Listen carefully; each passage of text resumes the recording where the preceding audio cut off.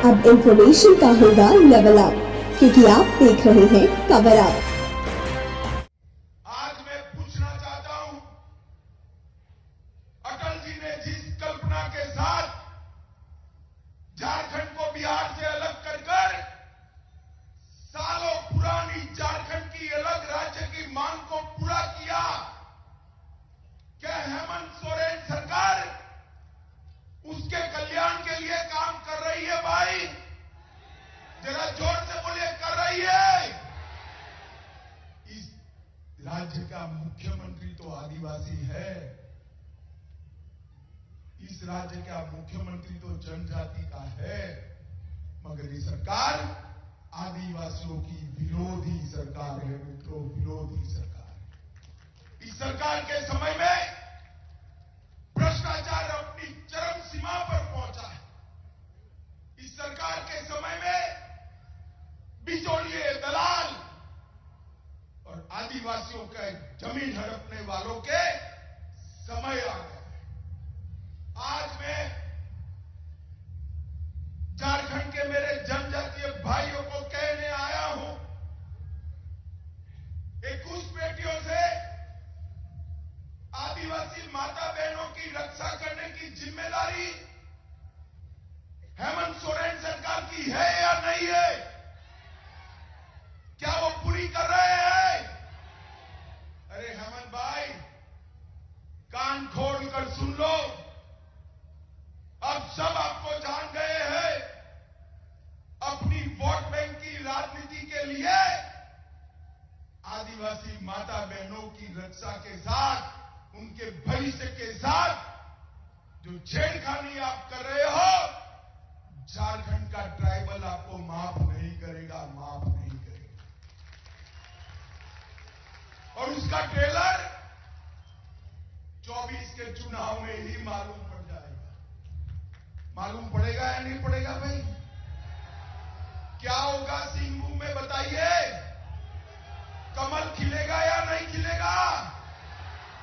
लक्ष्मण गिलुआ जी को आपने जिताया था, गिलुआ जी अब नहीं रहे हैं, मगर मैं आज आपके पास आया हूं कि 24 में मोदी जी को प्रधानमंत्री बनाने के लिए सिंहभूम से एक कमल लेकर दिल्ली भेज दीजिए भाई, हम इसे जिताएंगे।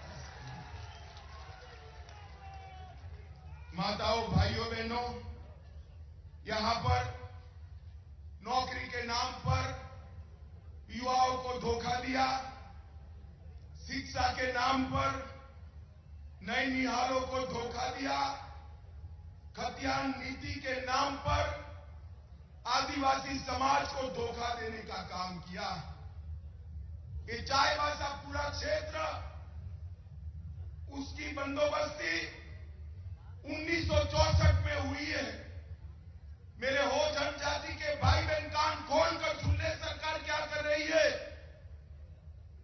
पूरी बंदोबस्ती 1964 में हुई है।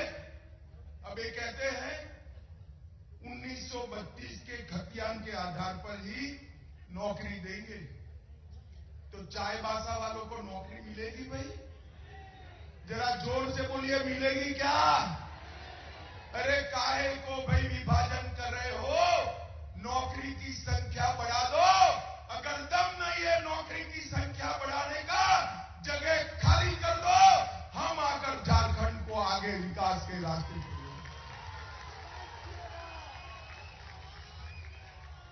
आदिवासी, नॉन आदिवासी, पिछड़ा और आदिवासी, ये क्या लगा रखा है? झारखंड को बर्बाद करने पर क्यों तुले हो भाई? झारखंड वालों ने ही वोट देकर आपको मुख्यमंत्री बनाया था, और आपने मुख्यमंत्री बनने के बाद पूरी की पूरी झारखंड सरकार लुटेरों के हाथ में, दलालों के हाथ में दे दी। माताओं, भाइयों, बहनों, अवैध घुसपैठिए जनजातीय बच्चियों से जबरन शादी कर रहे हैं और उसके बाद में उनकी जमीन ऐंठ रहे हैं। मैं आज चेतावनी देना रमन सरकार को कि घुसपैठियों की इस हिमाकत को रोकिए, वरना झारखंड की जनता आपको माफ नहीं करेगी। वोट बैंक की लालच जनजाति के हित से बड़ी नहीं हो सकती, और आपने तो आदिवासी होकर एक काम किया है। वोट बैंक की लालच जनजाति के हित से बड़ी नहीं रखनी चाहिए। मित्रों, मैं आज इनको कहने आया हूं कि आदिवासी माता बहनों की रक्षा करना हम सबकी जिम्मेदारी है। आपके दिन समाप्त हो चुके हैं। झारखंड में जनता जाग चुकी है, आपके खिलाफ खड़ी हो रही है।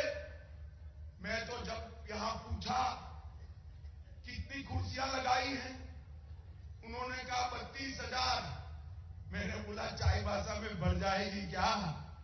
आज मैं कोल्हान बेल्ट के सभी भाइयों बहनों का धन्यवाद करना चाहता हूं कि भारतीय जनता पार्टी की इस रैली में आपने मंडप को छोटा कर दिया, सारी की सारी कुर्सियां भरकर भारतीय जनता पार्टी को समर्थन देने का काम किया है। माताओं, भाइयों, बहनों, ये जब इनकी सरकारें चलती थी, कांग्रेस की सरकारें चलती थी, यहां वामपंथी उग्रवाद चरम सीमा पर था।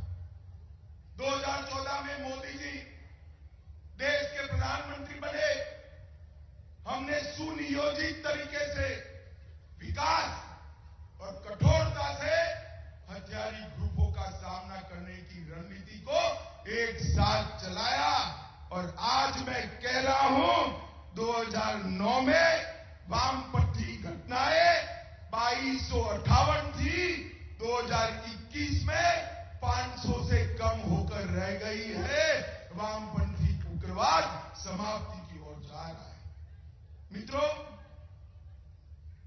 2022 में लोहरदगा में हमने एक बहुत बड़ा संयुक्त अभियान चलाया।